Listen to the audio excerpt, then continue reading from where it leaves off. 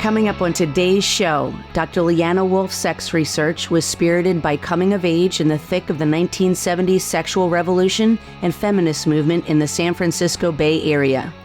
Her curiosities and academic appetites led her to engage in field research in Mexico, Africa, India, and Papua New Guinea, earning an MA in anthropology and a PhD in sexology.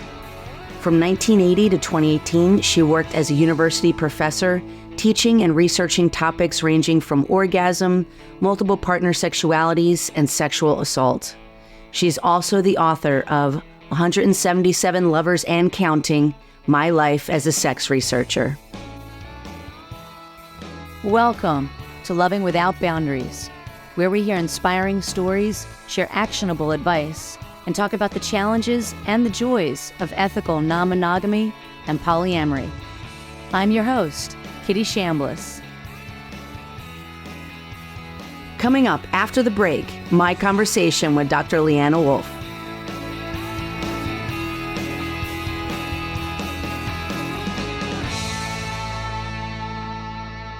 Are you bored with dick pics?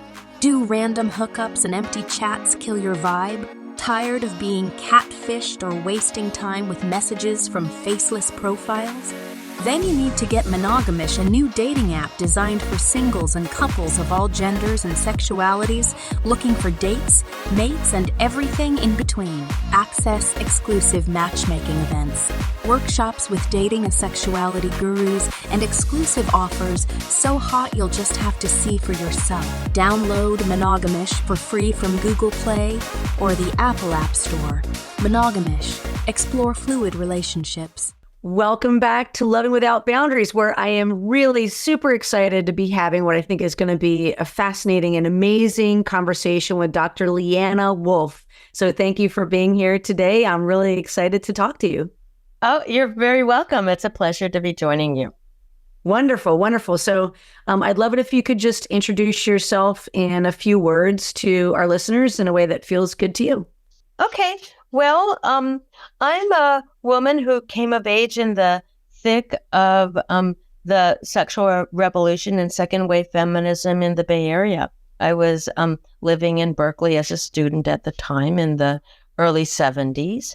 And this all impacted my story, which comes out in my latest book, 177 Lovers and Counting: My Life as a Sex Researcher. Mm-hmm. I love that. And I really enjoyed diving into your book and learning more about you. And before we started recording, I think there's going to be a lot of synergy in our conversation, which I think will be a lot of fun. I feel like you're a version of me, just a little bit ahead. A little bit ahead. So I really, really, truly honor your journey. So thank you.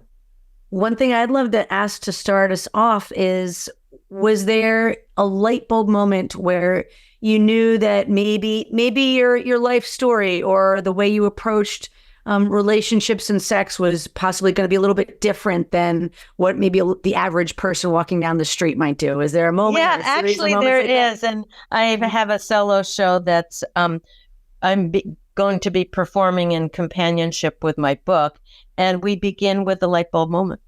So I'll tell you all about it. Oh, great. I'm so excited. I was a grad student in New York City. I was studying anthropology at the New School for Social Research, and I was dating a guy named Norm, who a friend had introduced me to. And he, was sort of your standard ideal boyfriend. We were both 25. We were both Jewish. He soon into dating took me to meet his mother. She looked me over and said, "You're set to Shayna Maidel. You two should get married and have some Jewish grandchildren for me to babysit." And we were both what about our dreams? What about him becoming a poet and me becoming an anthropologist? We're just going to go get a Manhattan apartment and bake babies. And so what happened is that New Year's Eve, he took me to a New Year's Eve party that was populated by a bunch of grad students from Columbia University. And I met a guy named Tom. And Tom and I had a really amazing energy. that became so compelling that I immediately broke up with Norm the next week.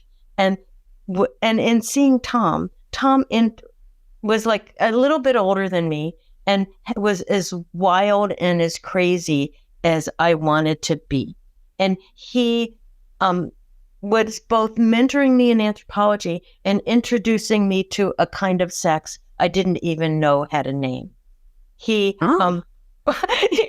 he was very dominant, and I had like come of age in Berkeley, which was so populated by kind of feminist diatribe of equality and anti-male chauvinism that I had never had the experience of domination and submission. And he started like holding me down on the bed and slapping my butt. And I was like screaming in joy. I had no idea that what this was, but I liked it. And he was doing poppers, and that was like something else I'd never, even heard of. And so that exposure to being with a brilliant, funny, dominant, amazing guy set me off on a path. And he even said to me, I think I'm corrupting you. You're probably never going to get married and have children after what you've been through with me. And he was actually right. I eventually went on to write Women Who May Never Marry. The Reasons, Realities, and Opportunities, so many years later. That's fascinating. And that's amazing that was at the age of 25. And it's what year do you think that was at that moment? Oh, that was 1979. Oh, wow. Yeah. So yeah, you're like ahead of your time. It was that little window that was post-Roe. Abortion had been legalized in 1973. AIDS was not yet a problem. Birth control was widely available. And folks like me were just free to have sex and go to parties and meet more lovers or whatever we wanted to do. There was nothing was limiting our explorations. That sounds fascinating. And when was it on your journey that you discovered that maybe you identified as being polyamorous or consensually non-monogamous? Was it somewhere around that time period or a little bit after?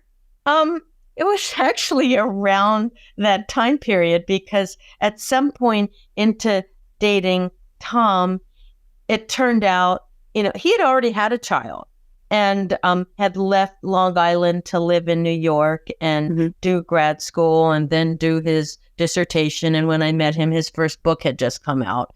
And he was really interested in his bisexuality as well. And so he had boyfriends, and he really didn't want to have a primary relationship.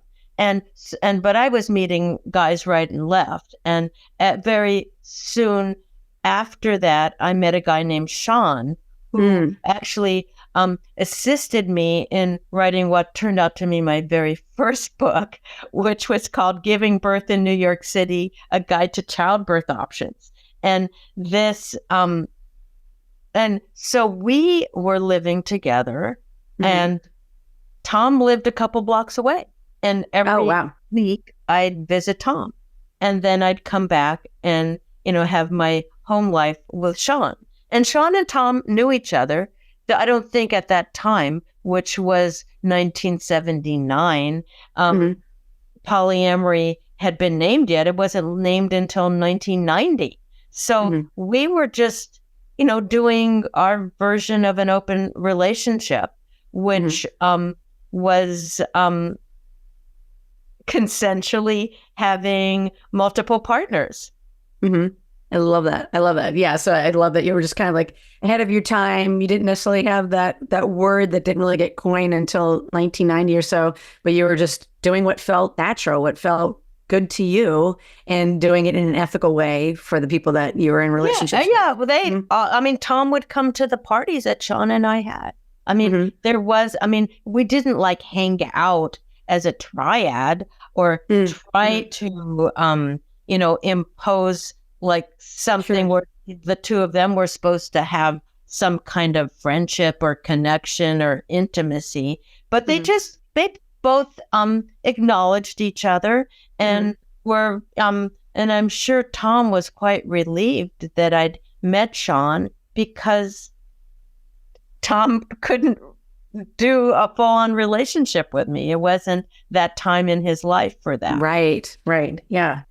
Yeah. So I'd love to know, especially with given the age that you were at, coupled with the time and time slice in the moment, what was going on with like other friends? Like at that point, were some of your friends trying to get married and have kids and did that? Yeah. So we were, I guess, kind of mid-20s folks.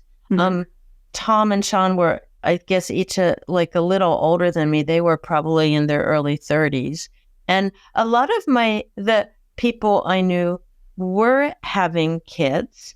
And that's sort of what led me to writing this book on childbirth options, because it was right at the moment where there was big questions about fetal heart monitoring and C-sections and things that were out of control and making it really challenging for otherwise healthy women to give birth in a more natural way. Yeah. And so in terms of when, at that moment in time, were you feeling any pressure to get married at that moment? Or were you feeling judged by your friends that you weren't kind of going down that relationship escalator? I assume you're familiar with that term. I think there was, my parents, I think, noted that I wasn't, they pretty much thought that I'd marry Sean. And I kind of thought I would too. He was like probably the nicest guy I'd ever met, and probably have ever met. But Wow. He wasn't, he didn't at all get the power exchange thing. And, at one point, Sean and I had actually moved to Berkeley and left New York.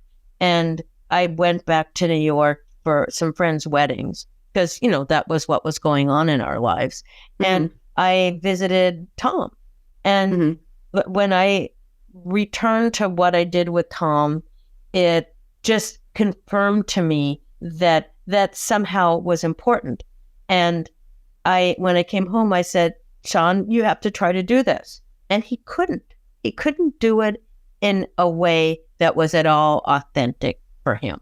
And so you wanted to kind of honor where he was at. Yeah. Oh, yeah. You can't impose behavior on someone if it's not part of their DNA.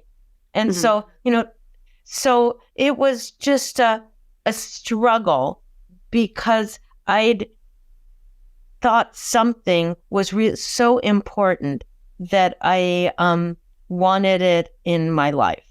And so, and it was, it was just but, it wasn't just that. There's all kinds of things that are levels of relationship that either work or they don't. And I, was extremely underschooled in all these notions of what polyamorists call NRE.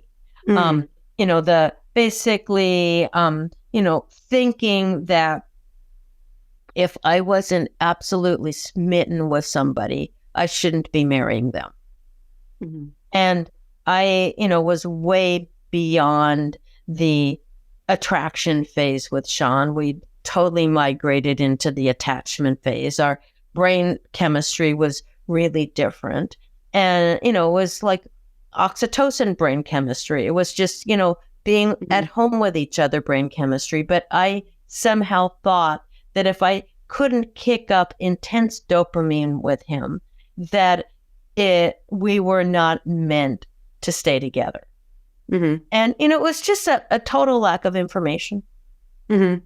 Yeah. Well, I appreciate just how self-aware you are. And it's clear from when I was reading your book that you've just really looked inward and just been so honest with yourself. And I want to honor your courage for just putting it all out there, Thank you. In your book. Yeah, absolutely.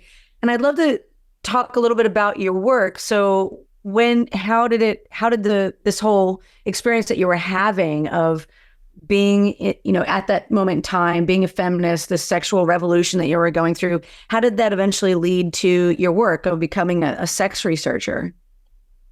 Well, I was largely drawn to being an anthropologist. Mm-hmm. And I just loved the praxis of participant observation. I loved that sensation of being a fly on the wall and just watching everything and asking little pointed questions that spilled out big stories. And I guess I started getting drawn to sex research out of my own journey, which was trying to figure out things that there were many different viewpoints on.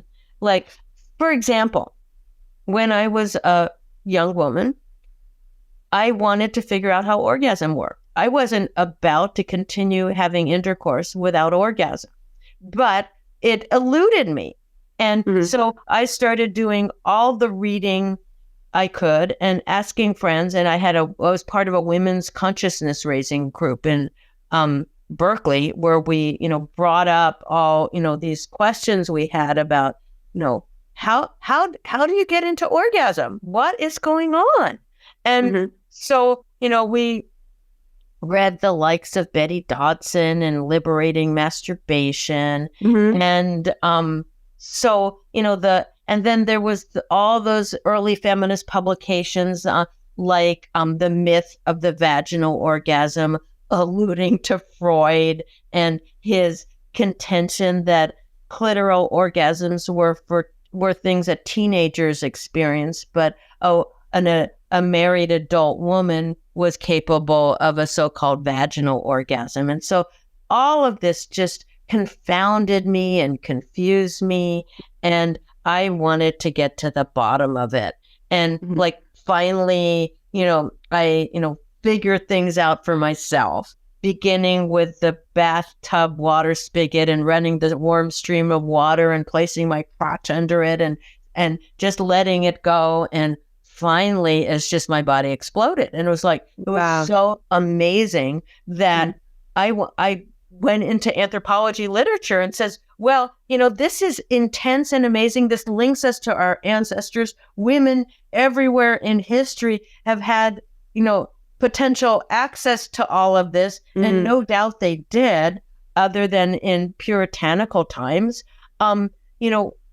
What anthropologists are writing about this? And, Margaret Mead had, she was a young woman when she began her field work in Samoa and other parts of Polynesia, but she never addressed these things. And so this became something that I really wanted to understand and see how people engage sexual energy everywhere. And so, one of the research projects I did was we called it Orgasm in America. And I surveyed, what people in various age groups and genders and et cetera thought about what was true. Wow.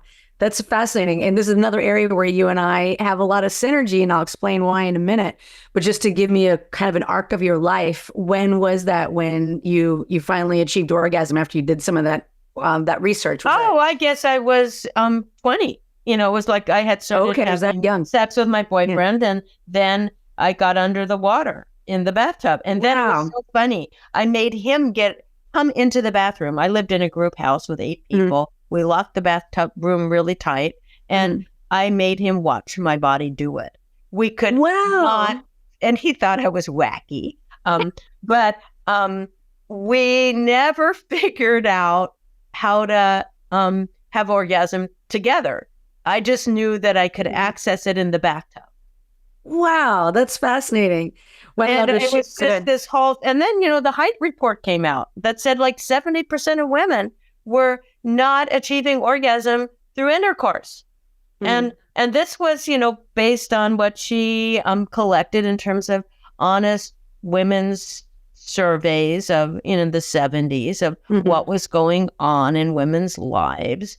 And then I, eventually found my way to Joni Blank's first vibrator store, which was called For Good Vibrations. She eventually opened quite a few stores and had publishing company and several of them, and film production. But I walked in when she was in her 30s. I was, probably at least a decade younger.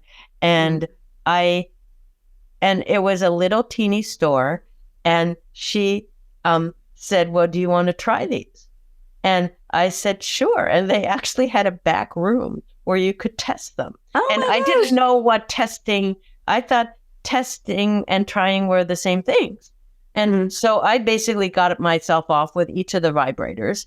And then, and I didn't know anything about, because, with a vibrator, if you're not doing breathing and you're not just really slowing it down and running deep sensation, you'll just pop really fast. And it's kind of a boring orgasm. And I didn't know anything other than, they popped me. And so and it was really a funny conversation afterwards, because she just said, hey, that was just for testing. You weren't supposed to actually get yourself off with each of those vibrators. What a fantastic story. I love that you shared that. And I'm familiar with both Betty Dodson and Good Vibrations. Again, there's so much synergy here. But one thing I'd love to share with you, I really love when people are willing to have open conversations about female orgasm, partly because for me, I was anorgasmic up until my early 40s. So I'm super excited that you were able to achieve that when you were about 20 years old, because I struggled with that. I read all of Betty Dodson's books. I even hired Betty Dodson. I met with her for a whole day, and she's kind of what helped me kind of open the door to that.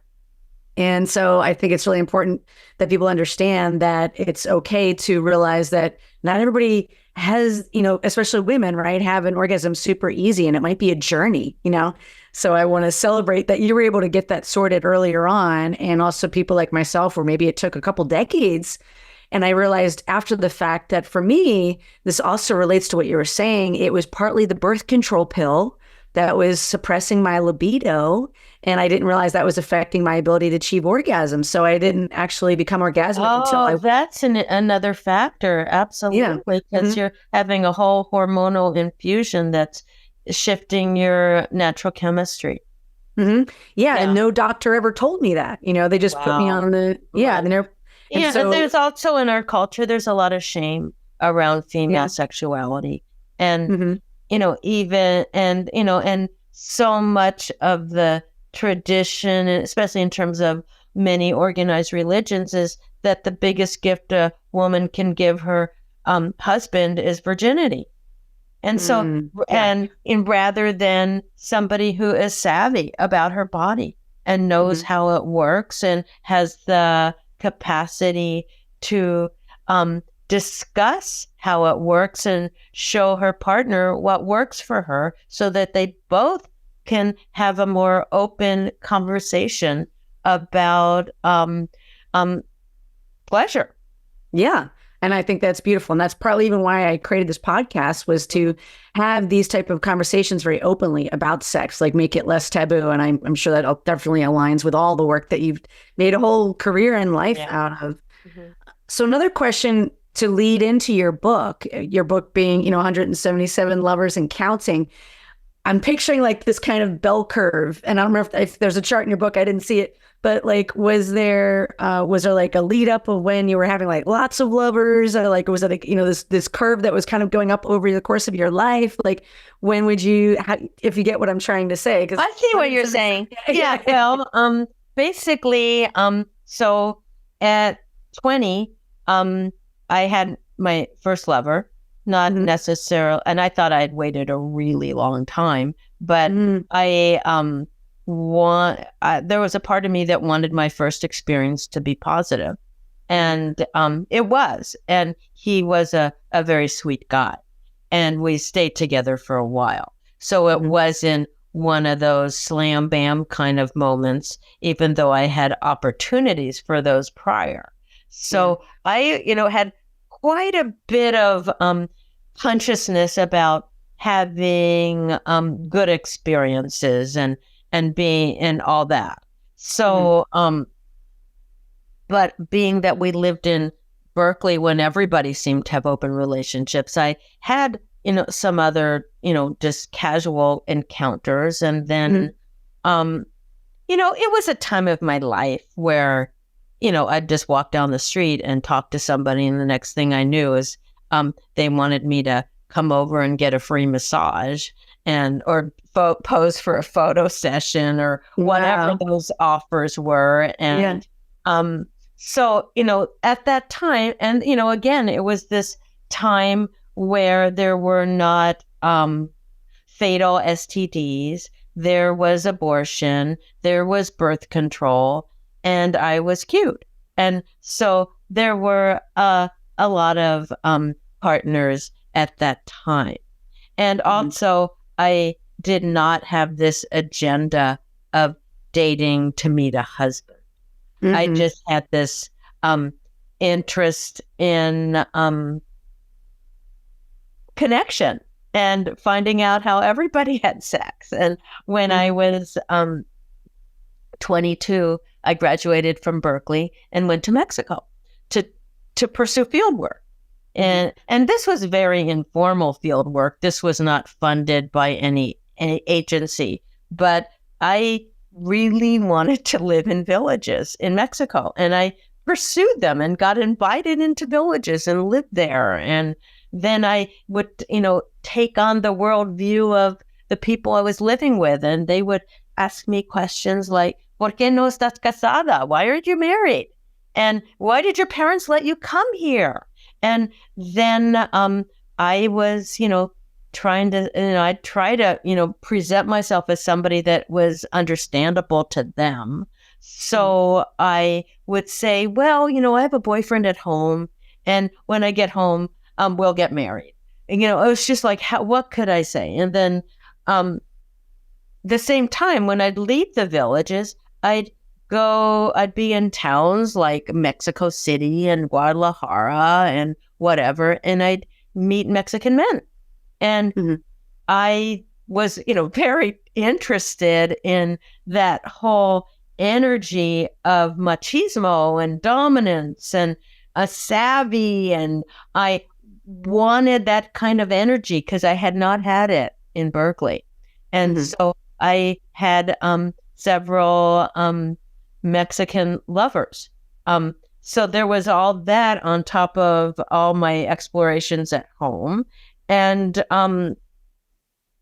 then, when I partnered with somebody, as I did with Sean, I guess we were together about 6 or 7 years. And, the amount of outside casual encounters was minimal. But then when I'd be single again, I'd meet more people. But, if you think about numbers, people that, basically just married soon after high school, or they might have had 2 or 4 partners in their lives. Because, they would just, their goal was to date somebody they would want to marry. And they did not have the anthropology gene of wanting to find out what everybody did and to insert themselves into the experience. So, and then, there's people that are part of alternative lifestyles like polyamory or swinging. And, poly people often, at least in terms of all the quantitative research I eventually did, may not have very many partners. they may, because they're really vetting people that are appropriate for whatever kind of polycule or life, or they want to live in. So, some of them, in a given year, you'd say, well, how many partners have you been with? And they'd say two, the person I live with and the other person. Or, now, and then, swingers can have many partners, or they can basically have their thing that's really kind of an intimate network, or where there's a fixed number of people that they're comfortable with and they swing with. And so, they may end up with, somewhere around 14 to 20 life partners. And then the people that do end up with a lot of partners are the sex workers. Yeah. But, how I ended up with, as I said, 177, that number came out of a guesstimate that I made maybe 5 years ago when I was in a writing group with folks that had lived rather differently than I had, and they kept rolling their eyes at my stories, even though my stories were absolutely valid stories, but they were just so different from how they'd lived that I just one day titled one of the essays 177 Lovers and Counting. And it stuck. It was just like, it kind of quieted them down. They just says, oh, okay, that's what's going on. That's the number. Yeah. And so stop wondering. I think that's amazing. So that occurs to my, thank you for sharing all that, including I remember that chart in your book about the estimates of how many partners somebody may have. And that makes a lot of sense to me. So when was like the light bulb moment of writing this book, the germ of the idea well, it actually was a while ago. I was teaching classes called something like Gender, Sex, and Culture or Sexual Anthropology. And one of my optional assignments was to write your sex history. And for my students, they sort of thought sex meant intercourse, and it meant penile-vaginal intercourse. It didn't mean other kinds of sex with other kinds of goals. And so if they'd had that, they would just write about that encounter, or, that they, did that with their partner or something. And then and I would still say, you can talk about masturbation, you could talk about other kinds of sex, you can, talk about any number of things that are all part of the broad category of sex. You could talk about same-sex encounters, you could talk about, touch that didn't lead to intercourse, whatever. So, where were we? I was asking about like the germ of the idea of writing a book. And so I decided, I really should write this. I should address this topic for myself. And then quickly into starting to write it. And this was like about 12 years ago. I faced that I'd really been a sex researcher. And and that was so much of what had guided my journey. Of course I wanted good boyfriends or, and community and family, whatever form it took. But I also was just a curious person who wanted to find out all kinds of things. Like the moment I got taken to a swing party, I wanted to know why people did this. It like viscerally and made no sense to me. And so eventually, I met a bunch of people that I interviewed and even joined a women's support group with and asked them, well, how can you do this? How can you tolerate an encounter with no seduction? Like how are you wired? How did you get to such a place? So, all these things along the way, became, or, when I was in India, everybody I met, and this was back in 2007, was asking me, do you think love marriages are better? Because they had all been in arranged marriages. And so I was giving counsel to all of these people about the ups and downs of love marriage. I mean, it's both a good thing in that you've hopefully partner with somebody that you're really attracted to and that you are passionate about, but you don't have the support of extended family the way you do with an arranged marriage. And love only goes so far. You really, if you really want a marriage to endure, you need many other factors in place, not just attraction. Yeah. And I think that makes sense too, just when we're talking about polyamory and consensual non-monogamy and us living longer, that it would make sense that just what you said there, that things will change over time.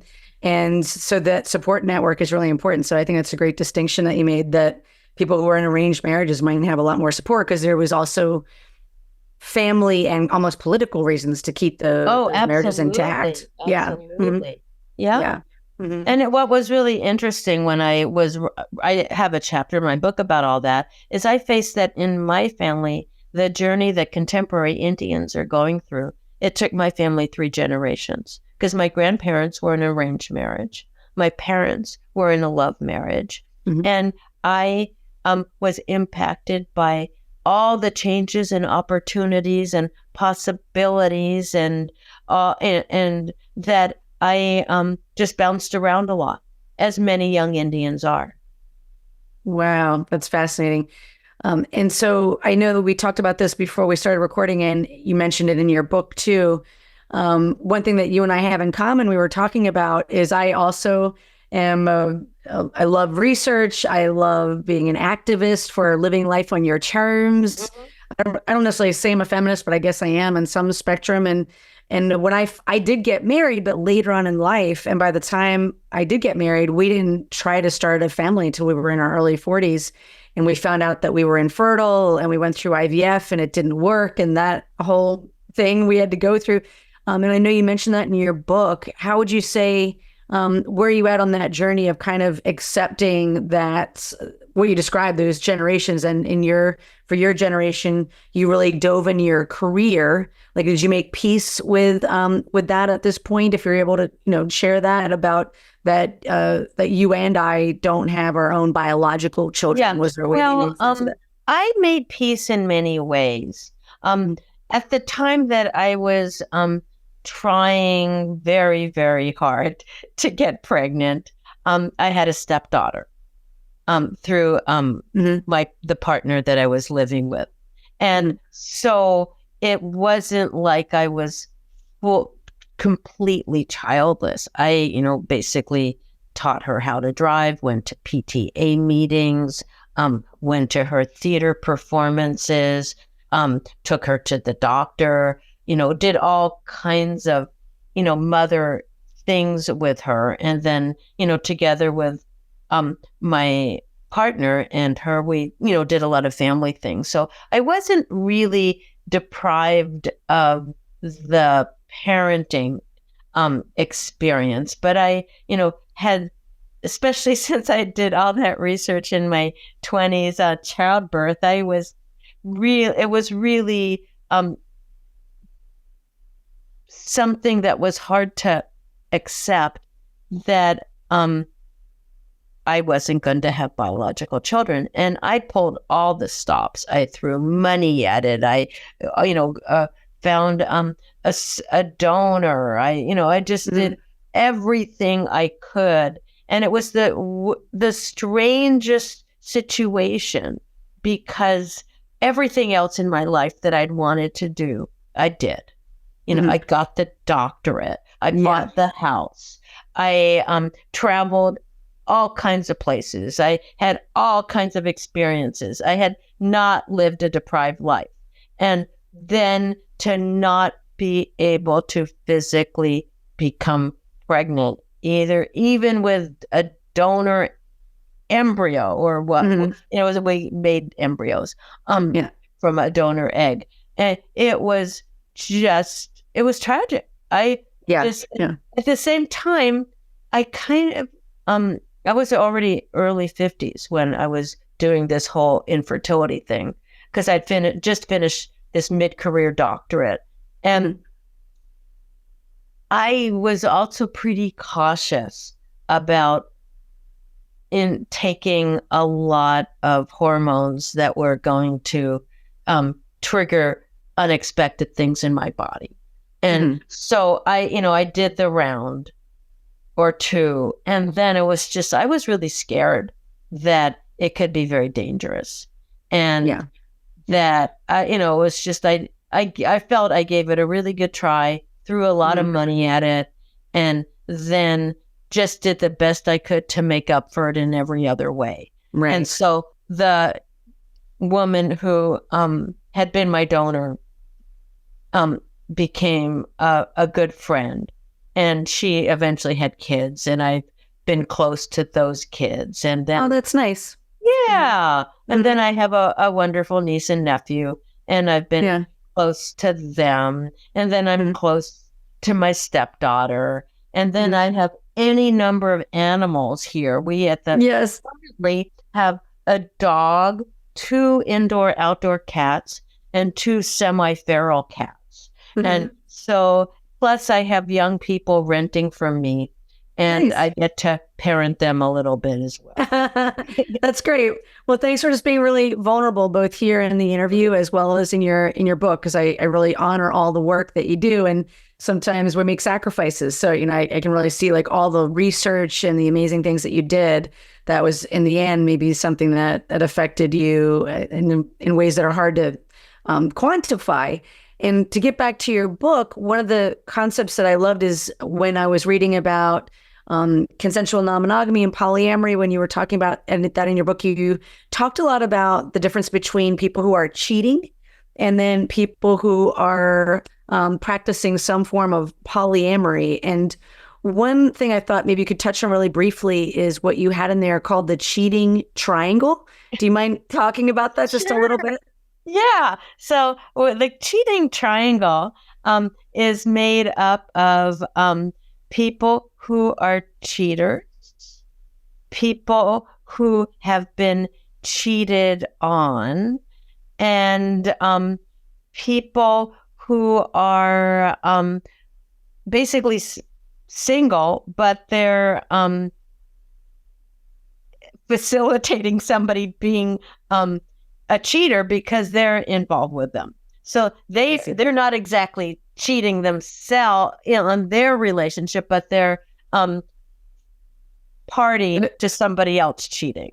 I see. And you describe them as the secret lovers. So I understand. Secret lovers, exactly. Yeah. Yeah. So I see. So say there's, just use a husband and wife to make it an easy to understand. So say the wife's cheating on the husband. So the wife would be the cheater, the cheated upon in that case would be the husband, and the secret lover would be the wife's other partner. The wife's other lover. Yeah. I see. Okay. Yeah. Yeah. And I love how you just kind of, we're polyamorous people just call them all metamors. Right. And the difference in your mind is but it's an open agreement, and here it isn't.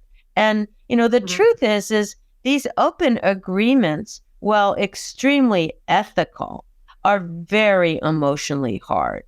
And many people have the hardest time being witness to it, hearing about it. It just hits them at the core that, they're unsafe and their relationship is unsafe. And so as a result, many more people cheat than engage in polyamory. I mean, you probably know the current stats better than I do, but it's probably no more than 5% of the U.S. population are actively, openly polyamorous, because it's a hard journey. Yeah. Yeah. And I love that we're talking about this. And those are the stats that I've heard as well. But and that's also people that will say it out loud, because there could be people who are out about it. There's people that, have all kinds of monogamish and don't ask, don't tell agreements. But that's different. Yeah. No, and I love that you brought that up, that sometimes people may resort to cheating because it almost feels easier, possibly for all involved, unless somebody gets caught. Then you open up a whole other can of worms. Right? Sure. Yeah. But, there, is certainly a long history of people cheating and never getting caught. Yeah, and I think you even mentioned that they have, the specialness of their encounter, or ongoing encounters, and they have the consistency of their home relationship. And, that's probably why even with slightly more open-minded people, they might engage in some kind of don't ask, don't tell. Where, they understand that the human spirit is a sexy, curious one that needs attention, needs variety, needs newness, but the same time, they don't want to mess up what, is giving them support and generating family and all the rest of it. Yeah, makes sense. Similar to what we were talking about before about wanting that support to maintain those relationships. So I really appreciate that. And if you're up for it, I remember there was some different statistics that you have in your book, like, for example, the differences in relationship happiness between cheaters and polyamorous, or differences in activities between cheaters. Yeah, this is definitely reveals much about the enlightenment of poly people. So, basically, the poly folks came out like twice as happy as the cheaters in their home relationship. And so, having other partners was barely a reflection on things not being right at home. Where cheaters are typically, especially if they're women, not happy with their home relationship, but have their reasons to stay in it. Maybe they're financial. Maybe they're about identity. Maybe it's about family. But they were, at least in my research, routinely unhappy. Where the men who were in, because I got hired at one point to do cheating research for what was then the Ashley Madison website that enabled married people to cheat with other married people. And I think it was something like 40% of the men that responded to our survey were not even cheating. They were just looking at the site to see who was out there and if it might be something they'd like to do if somebody looked appealing to them. So their motivation, and so they didn't even report unhappy home relationships. They were just looking, for the possibility of some manageable sexual variety with, somebody who, wasn't going to destroy their marriage because they had a marriage to maintain as well. I love that. So yeah, it underscores what you said earlier, that the human spirit is just innately curious, and a lot of us maybe like variety. So there's different ways to achieve that. And one, it might be don't ask, don't tell. Another, it might be cheating. And another, it might be full disclosure. But as you said, that also can be very emotionally hard or cause people to feel unsafe while they're doing that. Yeah. Right. Now, you were also asking about differences in sexual practices amongst poly people and cheaters. And, we found the poly people were much more open to bisexuality, were much more open to BDSM, were much more open to a variety of, just sexual activities, even just mutual masturbation, than the swingers. The swingers had a pretty standard repertoire of things that they would do that they wanted to do with another partner, or they even did at home. And, one of the things that was really funny was Ashley Madison, when they hired me, they thought that there was this big appetite for anal play because all these heterosexuals were marking it on their profiles. And that, people were going to cheat for that. Now, kinky people will definitely seek that out however they can. But, my read on it is it probably wasn't going to be a big thing for mainstream heterosexuals. And it wasn't. I mean, they, marked it as something they want to try or do or something, but it wasn't a deal breaker in terms of what would cause them to leave their partnerships or absolutely find somebody to do that with. Mm-hmm. That's interesting to know. Yeah, that's very, very cool. So thanks so much for sharing all the different research. And do you have like another 5 minutes? I want to honor your time. Sure. Yeah. Okay. So, and then, another piece of that study, when we kind of came down to looking at the data, it was really about oral sex, because we asked about that as well. And what it turned out is the men were truly, many of them believed, and these were men across the board, not just people who were cheaters, but poly people as well, who believed that other folks were having more oral sex than they were. And they would cheat for oral sex. The meaning to receive it, right? To receive it, yeah. So the men would cheat to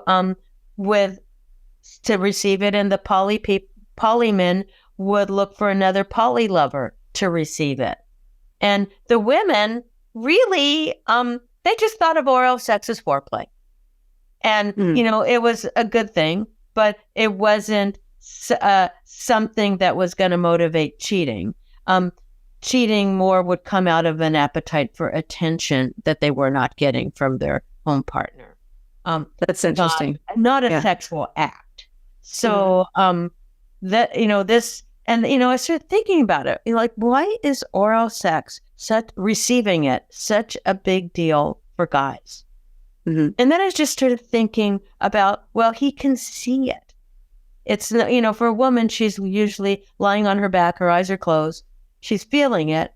And it's just, it's likely getting her more interested in intercourse after a while. It's foreplay. But for the guys to watch this woman who loves them or really is drawn to them have his member in her mouth and watch her be into him is a super turn on. Yeah. Yeah, that's a great insight. I love the distinction there too, that that a woman may want more of the emotional connection and the attention. And when she's enjoying oral sex, you're right. I mean, a lot of times my eyes are closed, so that makes a lot of sense. Whereas that makes sense that a typical person who's raised as a man might really love that visual, the visual and just the deep acceptance in a way, sexual acceptance of like, yeah, she's into me. She wants me. That's hot. That makes sense. Yeah. Thank you for sharing that. So thank you so much for just writing this book. And I'd love to just maybe start to wind it up with, who do you think this book would be great for somebody to read? Like, who's this book for? Well, the book was made for anthropology college students. It's that's so cool. A textbook. So, people who are taking an anthropology class who would, be assigned an ethnography, which would be a description of a culture. And there's many that are assigned. This is considered an autoethnography, which is like a memoir through the lens of anthropology. But who else? Well, people like you and me, people who came of age in the thick of feminism and the sexual revolution. It's, a journey that needs to be looked over and engaged, because times are very different now. When I came of age, there was no Me Too movement. There was no consent. Or consent training. It was a very different time, but we had abortion rights. And these are being rescinded.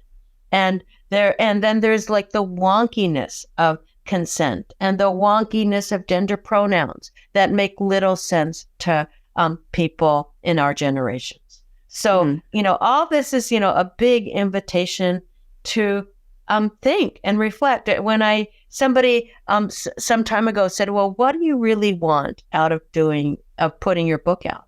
And I said, I want people to have better conversations. I love that. We've had an amazing conversation. And I really want to thank you for that. And I hope everybody who gets a chance to talk to me or read the book can have better conversations. I love that. It's literally one of the reasons why I put this entire Loving Without Boundaries podcast together. There was that song that came out a number of years ago, Let's Talk About Sex, Baby. You know, and I always think it would be great if people were more open and willing to talk about sex and make it a more normal conversation. So thank you for the work that you've done, the groundwork that you've laid for people like me to kind of trailblaze behind you, and well, you're trailblazing out front, and I've loved our conversation. Is there any other parting thought you'd like people to have before we start to close up our interview? No, I think we're good. Yeah. Okay. So sure. Where can people find Well, you can find it. Well, you should be able to find it everywhere.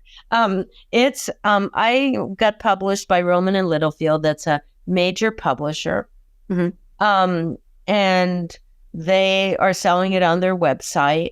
It's on Amazon. It's on Goodreads. It's just, excuse me, it's available internationally. Beautifully. Libraries are all going to be buying it. It's available as an ebook. It's available as a paperback. Nice. So, yeah, it's available. So, and books, and get your local bookstore to carry it. It's not just a textbook. It's too good a read to just limit it to being a textbook. Oh, thank you so much for being here, for the interview, for doing that research and everything that you've done and putting this book together. I know that's a big endeavor, and I really appreciate that. So thank you so much, Dr. Leanna Wolfe, for your time today. And just really love the conversation. So I hope that you just keep putting amazing things out there. And I hope you get a lot of amazing feedback from your book, and a lot of people, such as our listeners, will read it. Thank you so much. Thanks for tuning in to today's show.